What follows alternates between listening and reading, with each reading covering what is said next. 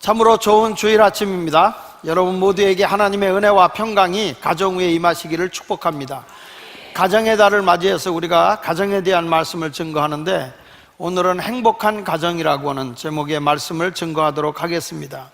사회의 모든 문제가 어디서부터 부각되느냐 그러면 가정에서부터 문제가 된다고 생각할 수밖에 없고요, 가정이 화목하고 가정이 행복해지면 사회의 모든 문제가 하나하나 해결될 수 있는 것입니다.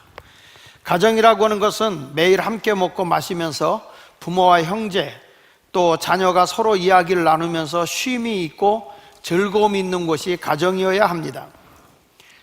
하나님께서 혼자 지내는 것이 좋지 않아서, 독초하는 게 좋지 않아서 돕는 배필로 여자를 만드시고, 그리고 둘이 아파야 한 몸을 이루게 한 것이 가정입니다. 그래서 가정이라고 하는 것은 인간사의 가장 핵심이고 기초이고, 그리고 그곳에서부터 새로운 역사가 이루어지는 것이죠. 여러분의 가정이 다 건강한 가정이 되었으면 합니다.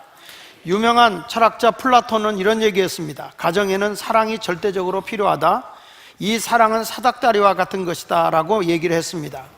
사닥다리는 두 개의 장대가 있고 그 옆에 이렇게 가로질러가는 그런 막대기가 있습니다. 두 개의 장대는 남녀의 관계를 얘기한다고 한다면, 가로질러가는 막대기는 하나의 사랑이라고 얘기할 수 있을 것입니다. 떨어질래야 떨어질 수 없는 연관성 있는 것, 두 사람이 서로 기둥이 되고 서로 연결이 될 수 있는 게 뭘까?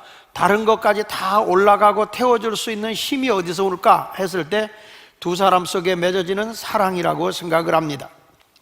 19세기 말 미국의 윌퍼 체프만이라는 사람이 친구와 함께 미국의 국회의사당에 들어갑니다.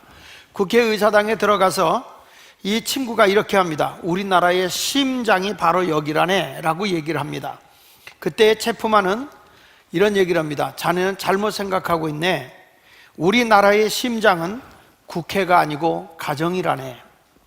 여러분, 가정이라고 하는 것이 얼마나 소중합니까? 그래서 성경 말씀 디모데전서 5장 8절에도 보면, 누구든지 자기 친족, 특히 자기 가족을 돌보지 아니하면 믿음을 배반한 자요 불신자보다도 더 악한 자라고 했습니다. 가족을 돌보지 않는 것, 가정이 화목되게 하지 않는 것은 믿음을 배반한 것이고, 믿지 않는 불신자보다도 더 사악한 사람이라고 성경은 분명하게 일러주고 있습니다.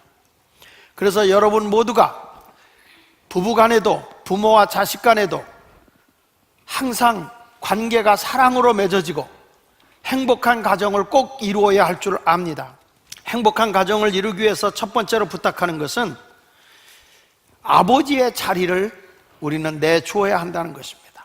아버지 자리를 만들어줘야 된다는 것입니다. 가정의 어른들이 젊은 사람들에게, 특별히 젊은 여자들에게 교훈하는데 그 남편과 자녀를 사랑하라고 일러주고 있습니다. 아버지는 자녀에게 어떤 존재가 되어야 할까라는 생각을 해볼 필요가 있습니다. 인류학자 미드 박사는 말하기를, 아버지라는 말의 의미가 상실되어져 가고 있는 시대라고 그랬습니다. 그래서 요즘 아이들의 입에서는 아버지라는 말이 익숙하지 않다는 거예요. 누가 부를 때도 아무개 아이들의 엄마의 남편이라고 소개한대요. 길동이 엄마의 남편이요, 그런데 이제는 현대 남성에게 어울리는 말이 부인이 들어가줘야 된다는 거예요. 미국의 역사학자 아담스가 말한 것처럼 그의 일기에 이렇게 얘기를 했습니다. 나는 영원히 잊지 못할 추억이 있다. 그 추억은 아버지에 대한 추억이다. 그의 책에, 그의 일기에 여러 번 아버지에 대한 얘기가 기록이 되어 있는데, 거기에 딱 이런 사건입니다. 아버지와 하루를 함께 지낸 것이 평생토록 나는 영향을 받았다. 그 아버지와 하루를 지낸 것이 무엇인가 하니 함께 낚시에 갔던 추억이라고 그랬습니다. 아버지와 이 아들과 함께 낚시를 한번 갔던 것이 영원한 추억으로 남았고, 나를 아버지에 대해서 존경하게끔 만들었다는 것입니다. 아버지가 함께 놀아준 것, 아버지가 함께 관심을 갖고 시간을 대해준 것, 그것이 자기 일생에 영원히 잊지 못하는 것이라는 거예요. 그런데 그의 아버지 찰스 아담스는 링컨 대통령 때 영국 대사였습니다. 아들 아담스는 영원히 잊지 못할 아버지, 낚시터에 함께 가준 아버지였어요. 근데 이 아버지가 쓴 일기에는 이렇게 썼어요. 오늘 아들과 낚시에 가서 허송세월을 했다. 아버지는 이 일에 취해 산 사람이에요. 아들과 함께 지내는 시간이 너무 허송세월이었다라고 생각한 거예요. 그러나 이 아들에게는 영원한, 그에게 있어서 잊을 수 없는 어떤 인격적 가치를 세워준 날이 아버지와 함께하는 날이었다는 거예요. 근데 아버지는 그걸 몰랐다는 거예요. 요즘에 책 가운데 파더 쇼크라는 책이 있어요. 파더 쇼크라고 하는 책에서 일러주는 게 뭐냐면, 아버지들이 양육에 대해서 잊어버리고 있다는 거예요. 아이들의 잊혀진 양육자라는 거예요. 지금은 시대가 달라졌습니다.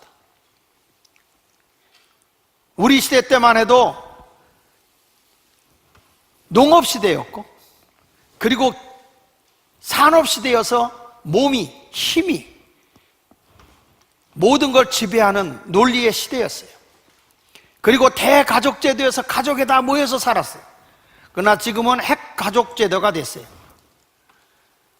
엄마 혼자서 아이를 다 키우기에는 너무 힘든, 이제는 아버지가 아이도 돌봐줘야 되고 엄마도 아이를 돌봐줘야 하는 시대가 된 거예요. 근데 우리 때만 해도 가부장적인 시대에 살았기 때문에 아이는 여자가 키워야 돼. 그건 할머니가 봐줄 때지. 지금은 그렇지 않다는 거예요. 아버지들도 기억하십시오.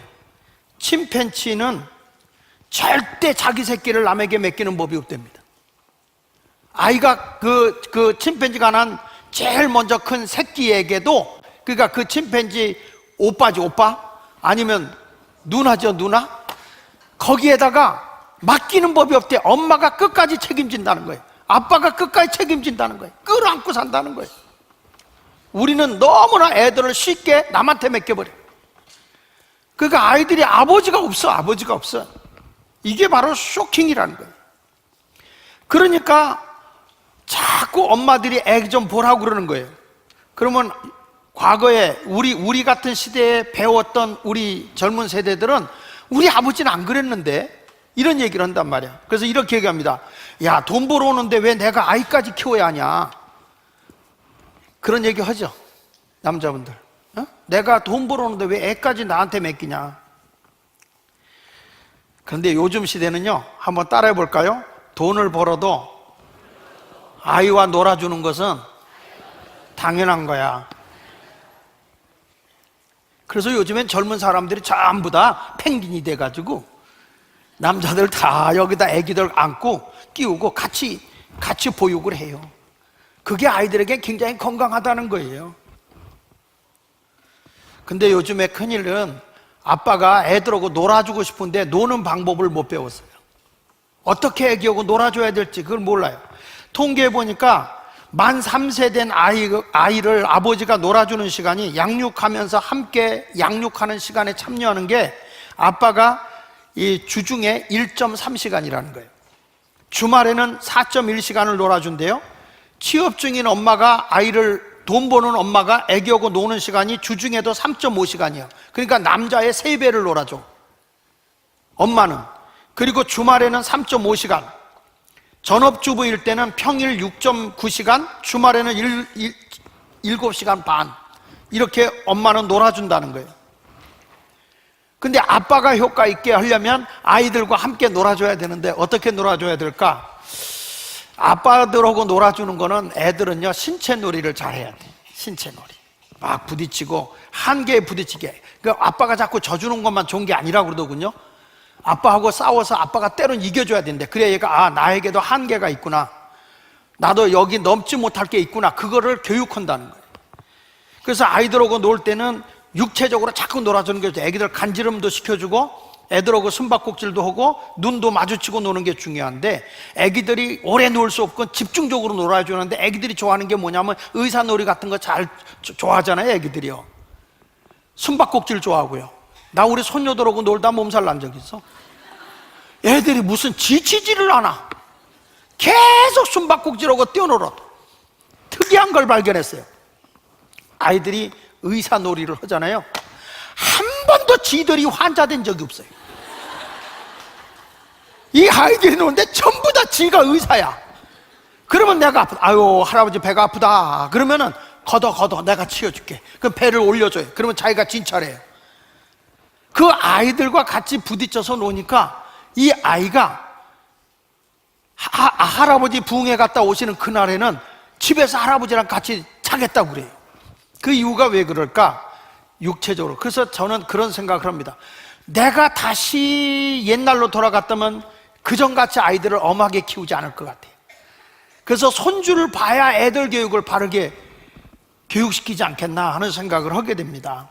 자, 이런 모든 것을 보면 아버지의 위치는 이제는 과거의 위치하고 전혀 다른 핵가족제도의 쇼킹한 교육이에요. 그래서 아버지 쇼크 시대예요. 플로리다 주립대 교수 밀즈 박사가 이런 얘기했어요. 자녀에게 미치는 아버지의 영향이라는 책에서, 자녀에게 미치는 아버지의 영향이라는 책에서 아버지가 자녀에게 깊은 관심을 나타내 보일 때 그 자녀가 자신감을 갖는다는 거예요.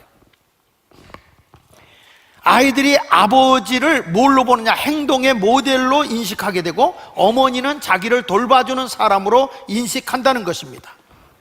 그래서 얘가 사회에 첫 발을 들여놓는 학교에 갈 때 아버지가 그 아이와 함께 가까이 해주고 다소곳하게 놀아주고 신체 접촉을 강하게 하면서 같이 놀았던 아이들은 학교에 가서도 아버지로부터 배운 자신감, 그리고 그 사교성, 지적 영향, 이런 것들을 굉장히 크게 영향을 받는다는 것입니다. 유명한 오페라 가수 할버튼이라는 사람이 이런 얘기를 했습니다. 어느 날 자기 아들과 이웃집 아이가 대화를 하더라는 거예요. 그 대화를 하는데 이웃집 아이가 뭐라고 인간이 우리 아버지는 시장님을 잘 알아 그랬다는 거예요. 그러니까 자기 아들이 지지 않으려고 자신감을 가지고, 얘도 우리 아버지도 대단한데 아니 너희 아버지가 시장님을 잘 알아? 그러니까 얘가 이러더래. 우리 아버지는 누굴 잘 아는 줄 알아? 누구? 하나님 아버지를 잘 알아 그랬다는 거예요. 이것은 뭐냐면 지금 이 아이들이 아버지를 중심에 놓고 살아야 건강한 아이가 된다는 거예요. 그런데 지금에 와서 보면 지금의 아버지는 가정에서 가장자리로 밀려난 가장이야. 가장자리로 밀려난 가장. 그러니까 집에 와서도 그냥 자꾸 아버지가 밀려나 있어요. 자리가 없어요. 아버지의 자리가. 그 이유는 왜 그러냐면 엄마는 아이를 뱃속에서 배고 있기 때문에 육체적 공생관계예요. 아이들과 엄마는 육체적 공생관계가 이게 창조적인 본능이에요. 그래서 엄마는 뱃속에서부터 아이를 느껴요. 뱃속에서부터 아이가 이렇게 노는 것을 다 알잖아요. 근데 남자는 절대 안에서 느낌이 없어요. 바깥에서부터 느껴봐야 돼요. 아이를. 무슨 얘기냐면 우리 아이를 뵀을 때 제 집사람이 우리 애가 발로 배를 걷어차서 배가 뭐 그래요. 그걸 뱃속에서 느끼더라고요. 그래? 어디? 배 좀 봐봐. 그럼 내가 만져보니까 배를 얘가 뻗튀기고 있어요. 이 자식은 힘도 세네. 나는 만져봐야 알아. 그러니까 남자는 바깥에서부터 체험을 해야 되고 엄마는 안에서부터 이 아이를 느끼고 살아요. 그러니까 엄마는 어떤 사람이냐면 운명적으로 아이와 친밀해질 수밖에 없어요. 그 아이가 출생하고 난 뒤에 문제는 뭐냐면 아버지의 책임이 생기는 거예요. 아버지가 남자로서 아이고 아이가 생겼네, 이 아이의 편안하게 키워야지, 학비도 벌어야지, 집안에 근심 걱정 없게 해야지 하는 책임감이 무섭게 밀려오는 거예요. 아버지들은 그 책임감이 밀려오니까 그때부터 뭐 해야 돼요? 일하러 나가야 돼요. 열심히 돈 벌어야 돼요. 있는 힘을 다해서 돈을 벌어요. 그러다 보니까 가족에 신경 쓸 수가 없어요. 그리고 남자의 기질은 칭찬만 들으면 환장하거든요. 회사에 가서 상사가 조금만 칭찬해봐. 가정도 안 보이고 자식도 안 보여. 오직 그곳에 가서 올인하는 거예요. 미치도록 일하는 거예요. 그러니까 애들하고 좀 놀아주세요. 애들하고 놀아요. 그런데 남편 돈 벌어야 돼. 당신 애들 학비도 돼야 되고 당신도 편안하게 살아야 됐잖아. 그러니까 열심히 하다 보니까 아빠의 자리가 항상 아이들에게 있어서는 한번 따라봐요. 아버지는 우리 집에 부재중. 항상 아버지는 안 계셔. 그리고 뒤늦게 아버지가 집에 들어가서 보면 항상 외딴섬이야. 엄마와 애들은 즐겁게 노는데 아빠는 피곤해. 자꾸 눕고 싶어. 애들이 와서 놀자 그러면 피곤해. 저기 가 있어. 그래서 애들이 아빠하고 같이 한 거야. 아빠 이름이 뭐냐? 그러면 피곤해. 예. 우리 아빠의 이름이 피곤해요. 정말 그러면서 누워서 보면 엄마와 아이들은 감동적인 관계를 가지고 놀고 있어. 막 즐겁게 놀아. 근데 아빠의 자리는 어딘가? 이번에 캘리포니아 소년원의 80%가요, 그 범죄를 짓는 소년원의 80%가 아버지가 없는 가정이었다는 겁니다. 아버지가 없는 집에서 성장한 아이들이 그렇게 죄를 범하더라는 거예요. 아버지와 소원한 관계의 자녀들일 경우 아버지가 무시해버리고 아버지가 그 아이들을 상대를 안 해주었을 때 그 아이들이 강도, 살인 이런 범죄를 범하더라는 것입니다. 그래서 아버지의 자리는 너무 중요해요. 아내들이요, 남편이 그렇게 열심히 일하고 있어도 아이들에게 있어서 아버지의 자리는 매우 중요한 자리예요. 절대 아버지를 무시해서는 안 돼요. 물론 남자가 열심히 일하다 보니까 세상 일을 잘 못해. 무슨 얘기냐? 은행에 가서 뭐 하라 그래도 잘 못해. 그래서 여러분이 볼 때 남자는 찌질이 같아. 남편 아버지가 뭐 하는 게 있어? 돈 벌어서 열심히 가족을 부양하려는 그 책임감 그거 가지고 살았던 거거든. 잠언 22장 6절에 마땅히 행할 길을 아이에게 가르쳐라. 그러면 늙어서도 그것을 떠나지 않는다 그랬거든요. 사랑하는 여자분들이요, 아버지의 고민을 한번 우리 봅시다. 아버지가 어떤 심정으로 사회생활을 하고 있는지 한번 보십시다. 여러분의 남편이 자녀들을 위해서 세상에 나가서 일용직으로 또 가정에 용기를 주기 위해서 이렇게 몸부림치며 살지만 아이들에게는 힘 있는 아빠, 자신감 있는 아빠가 되기 위해서 노력하고 있다는 그 수고를 아내들이 인정을 해야 돼요. 그래도 바깥에서는 그렇게 윗사람에게 별소리를 다 들어도 그런 얘기 아내한테 안 해요. 왜냐하면 자기를 무시할까 두렵기 때문에 그래요. 여러분들에 있는 아버지는 정말 귀한 분이세요. 그래서 아버지를 사랑할 줄 아는 가정이 되기를 축복합니다. 두 번째 가서 행복한 가정을 위해서 남편의 자리를 내주라는 것입니다. 따라합시다. 남편의 자리를 내주어야 한다. 5절에 보니까 자기 남편에게 복종하라고 말씀을 하고 있습니다. 디도서 2장 5절에는 남편에게 복종하는 아내가 될 것이다 라고 얘기하고 있습니다. 가정의 아내가 행복하게 살면 집안이 밝아지겠죠. 그래서 가정의 태양은 아내라고 얘기를 합니다.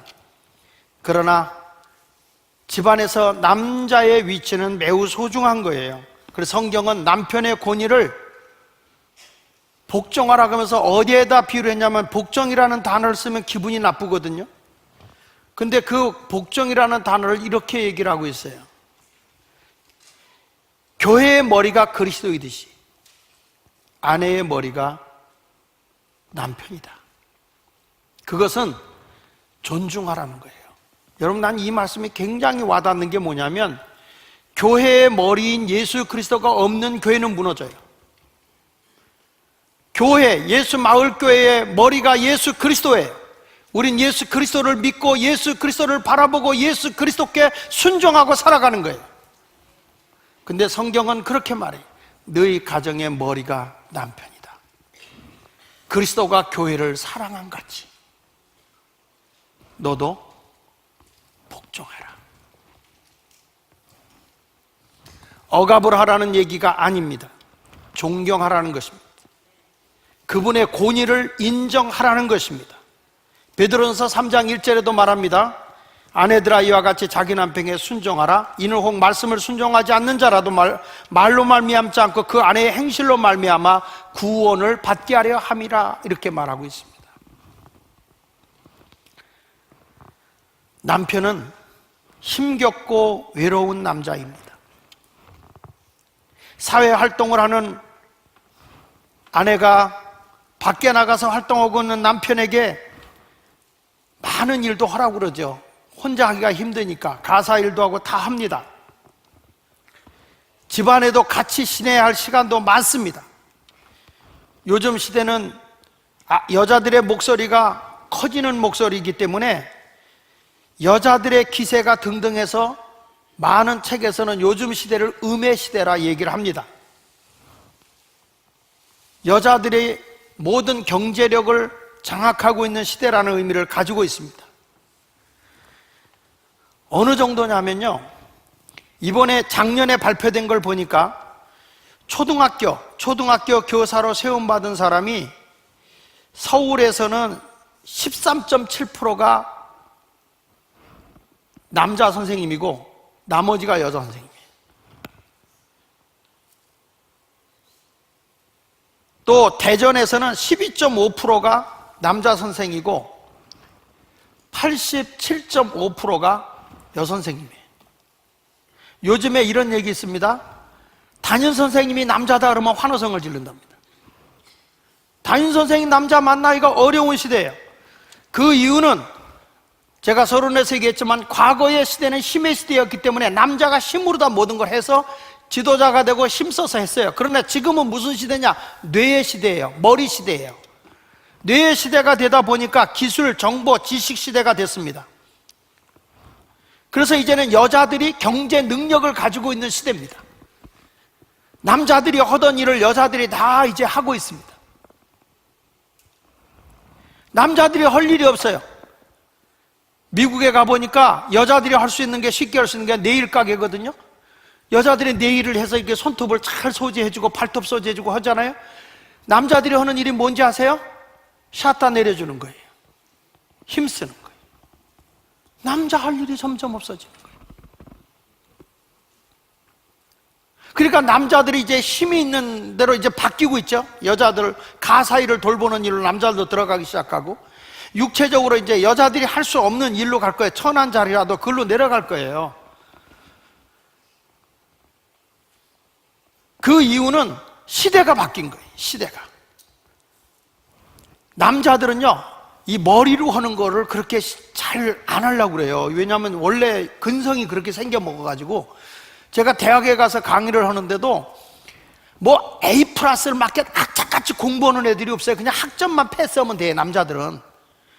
그래서 남자들은 이게 점수를 주고 나서 패스되면 아무 이유가 하질 않아요. 그런데 여자들은 A 갖고도 안 돼. A 플러스 달라고. 이게 점수를 주고 나면 점수 조정하는 기간이 2주간을 줘요, 대학에서. 그걸 주는데 점수를 주고 발표하고 나잖아요. 그러면 남자들은 전화 한 통화도 안 오는데 여자들은 꼭 전화가 와요. 목사님, 내가 왜 B 플러스예요? 내가 A 플러스 받아야 왜 B 플러스예요? 아니, 이만점을 해서 B 플러스라고. 아유, 교수님, 나요 A 플러스 받아야 돼요. 집안도 어려운데 이번에 장학금 못 받으면요 저 학교 휴학해야 돼요. 나는 교수님 때문에 이번에 장학금 못 받아요. A 플러스 해주세요. 아따, 이러니 목사인 내가 어떻게 안 해줄 수가 있어. 그래서 알았어. 그리고 알고 보니까 교수들한테 다 그렇게 한 것 같아. 그러니까 여자들은 하여튼 악착 같아. 뭔가 최고가 돼야 돼. 그러니까 고시를 공부한다든지 무슨 뭐 자격증 시험 본다 그러면 여자들이 월등히 남자보다 앞서요. 엄청난 시대가 된 거예요. 그러니까 남자들의 일자리가 점점 줄어들죠. 그만큼 여자들의 경제력이 커지고 여자들이 사회성이 점점 많아지다 보니까 그렇게 될 수밖에 없는 거예요. 그러다 보니까 남자들은 점점 위축되어지고 남자다움이 점점 사라져서 요즘에 뭐라고 하니? 남자들이 중성화되어진다, 여성화되어진다는 거예요. 여러분, 남자들이 귀걸이하고 남자들이 화장하고 남자들이 성형수술하고 하는 거 보셨어요? 많이 보죠? 그 이유가 왜 그러냐면은 이제는 자기가 여성화 되어 가고 있는 거예요. 남자다움이 없어져요. 지금 시대가 그렇게 만들고 있어요. 어느 정도냐면 남자들의 생식, 남자들은요 그래도 뭐가 있냐면 그 자식 번식 능력이라는 게 있어요.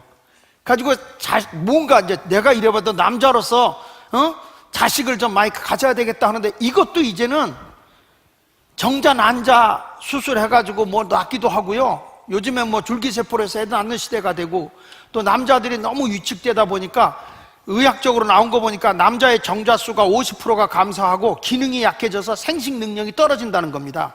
이거를 뭐라고 이 학자들이 표현하냐면 수컷이 몰락하는 시대라는 거예요. 그러니까 이 남자들이 이제는 일자리도 없고 뭐가 없으니까 누구 찾아가냐면 자기 생존 전략에 의해서 돈 있는 연상녀를 찾아가는 거예요. 그러니까 돈 있는 연상녀는 뭐 어떤 남자를 찾겠어요? 멋있고 근육질 있고 잘생긴 이런 사람 찾을 거 아니에요? 일회용으로, 소모품으로.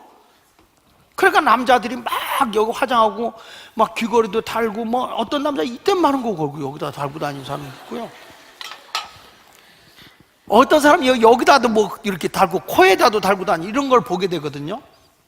그게 잘못됐다는 게 아니라 요즘에 보면 바로 그런 거예요. 이게 뭐냐면 스트레스로 인해서 자기가 견디기 어려운 나약함의 표출이기도 해요. 여러분, 남자는 힘들면 어디로 가냐? 동굴 속으로 숨어버려요. 자기 괴로움을 털어놓질 못해요. 왜냐하면 무능한 사람이라고 손가락질하게 두렵기 때문에. 남자의 본성의 특성은 성공하고 권력을 지는 거예요. 여성의 본성은 이 행복을 추구하는 것이지만 남편은 뭔가 성공을 해서 보란듯이 보여주고 싶어요. 그래서 독일의 여러 심리학자인 한네 제만이라는 분이 이런 얘기를 했어요. 남자는 무엇인가를 쟁취하려 할 때 공격적으로 추진하는 반면 여자는 인내심을 가지고 끈기 있게 기다린다 그랬어요.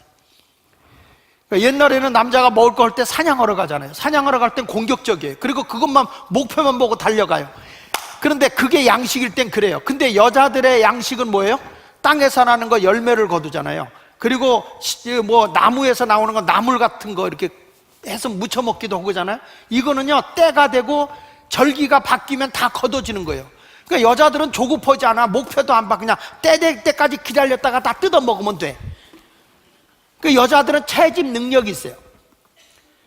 그러니까 여자분들이 쇼핑하러 가잖아요. 남자하고 같이 가면 안 돼요. 남자는 목표 지향적이에요. 딱 가서 내 마음에 드는 거 있네. 그리고 딱 잡으면 끝나. 초입에서 끝나고 와. 쇼핑할 것도 없어. 나 이거 사러 왔어. 그럼 딱 잡아갖고 가면 돼. 여자는 분명히 마음에 들어. 그런데 그거 갖고 안 돼. 뭐냐죠? 새로운 걸 봐야 돼. 그리고 싼 물건을 찾아봐야 돼. 이야, 그 큰 백화점을 다 돌아. 세상에 피곤하다, 아프다, 뭐 다 거짓말이야. 그래서 쇼핑은 따르고 가야 돼. 아들하고 가면 엄마 욕먹어. 여러분, 이게 다른 거예요. 남자는 목표 지향적이기 때문에 딱 눈에 들면 그거 하나 딱 취하면 그걸로 끝나는 거예요. 그러니까 여자는 끝까지 인내하면서 지내고 있는 거거든요. 이제부터 여러분, 남편을 잘 다루기 위해서, 남편은 자기를 지키고 과시하는 게 있거든요. 그래서 남자는 약간 뭐가 있냐면 좀 허풍기가 있어요. 자기를 과시하기 위해서 허풍기가 있어요. 돈 받으러 갔다가 돈 못 받고 오면 풀이 팍 꺼져 버려요. 그런데 돈 조금 받아갖고 오면 폼 잡고 허풍 떨고, 나 오늘 이 자식 이거 돈 안 주면 내가 오늘 죽여버리려고 그랬는데 그냥 주네. 반만 줘서 그렇지. 내가 무섭긴 무서운가 봐. 그러면 여자가 그것도 돈이라고 받아와 이러지 말고 당신 최고야. 이러면 남자 환장하는 거예요. 언젠가 제가 얘기했잖아요. 닭도요, 암탉이 수탉이 올 때 털을 세우고 쫓아버리는 암탉이 있어요. 병아리를 몰고 다니면서 꼭꼭꼭 하면 병아리가 아멘 삐약삐약 하고 쫓아오거든. 그러면 수탉이 암탉한테 갈 때 절대 총총걸음으로 안 가고 폼 잡고 가요. 꾹꾹꾹꾹 아주 근엄하게 가요. 그러면 어떤 암탉은 목에 털을 세우면서 꼭꼭꼭꼭 공격형으로 바뀌어. 뭐냐면 새끼 보기도 힘든데 왜 당신까지 와서 붙잡혀 놓냐고 막 구박을 해. 우리 성가대에 있는 분 같아. 그래가지고 막 구박을 해. 그러니까 이 수탉이 몇 번 가까이 오다 어딜 가고 안 와. 근데 어떤 암탉은 수탉이 꼭꼭꼭꼭꼭 이렇게 가면 이 암탉이요 털도 안 세우고 이래요. 꼭꼭꼭꼭꼭꼭꼭꼭꼭꼭. 아 진짜 그래 진짜. 그러면 이게 뭐냐면 멋져 멋져 당신 멋져 멋져 그러는 거 이게. 그러면 이 수탉이 이 불이 있는 데서 분비물 같은 게 나와. 기분이 좋으면 여기 불이 있는 데서 분비물 같은 게 나면서 수탉 켜는 짓 봐. 날개짓을 하면서 꾸꾸꾸꾸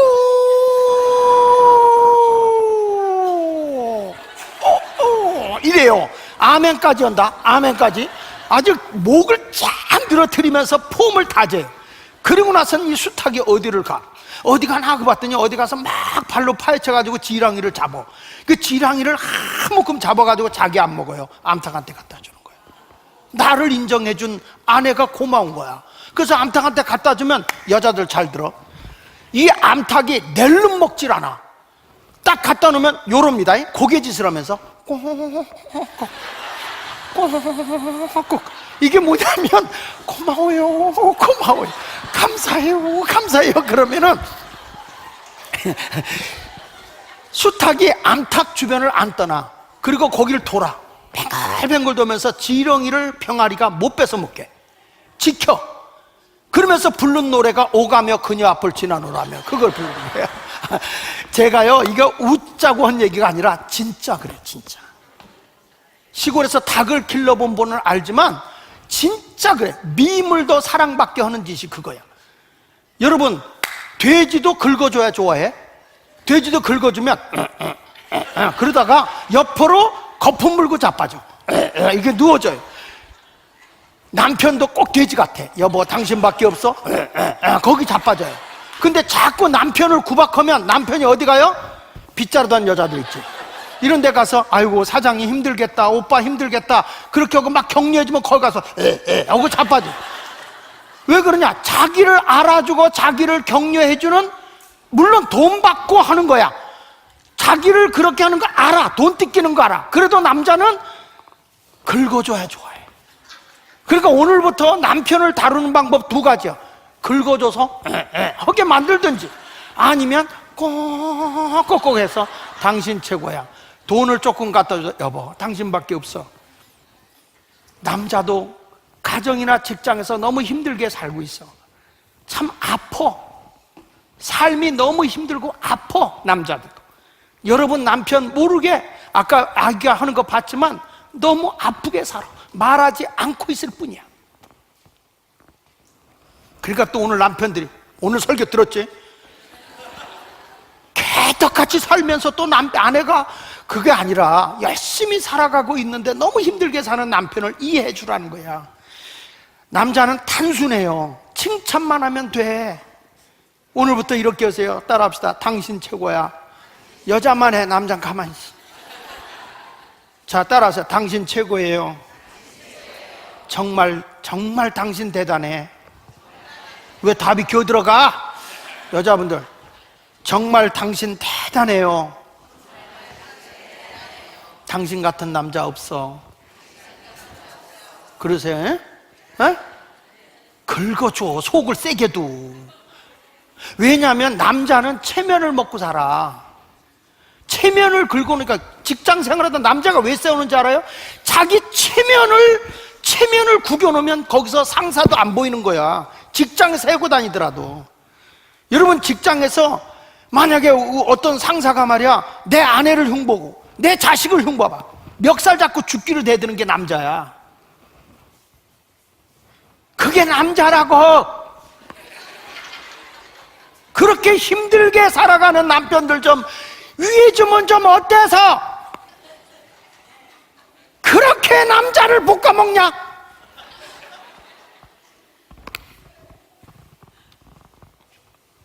다시 말하지만 남자는 아파. 말 안 하고 살 뿐이야. 오늘부터 용기를 주세요. 꼭꼭꼭 하든지 긁어만 줘도 이제는 달라지게 돼 있어요. 울고 싶지만 울지 못하는 남편들. 성경에도 보면 남편을 흉보고 저주한 미갈은 저주받았어. 근데 남편이 남편 구실 못하고 거짓말하게 시켰던 사라는 남편을 주같이 모셨다. 주인으로 모셨다. 근데 사라는 복받았어. 근데 미갈은 불행했어. 그래서 남자의 머리는, 여자의 머리는 남자다. 오늘부터 여러분 가정에 아빠 세우기, 남편 세워주기, 그걸 통해서 여러분의 가정이 행복해지시기를 예수 이름으로 축원합니다. 우리 다 같이 찬양을 한번 하도록 하겠습니다. 아버지 사랑 내가 한번 같이 불러보도록 하겠습니다. 그 사랑 부릅니다.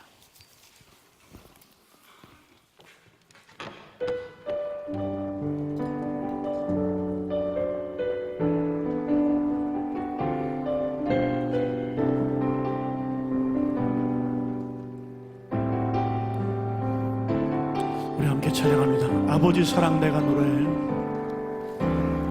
아버지 사랑 내가 노래해. 아버지 은혜 내가 노래해. 그 사랑 변함없으신 거짓 없으신 성실하신 그 사랑. 상한 갈 때 꺾지 않으시네. 꺼져가는 등불 끄지 않는 그 사랑 변함없으신 거짓 없으신 성실하신 그 사랑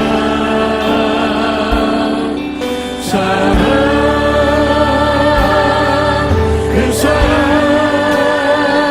날 위해 죽으신 날 위해 다시 예수 그리스도 다시 오시는 사랑 죽음도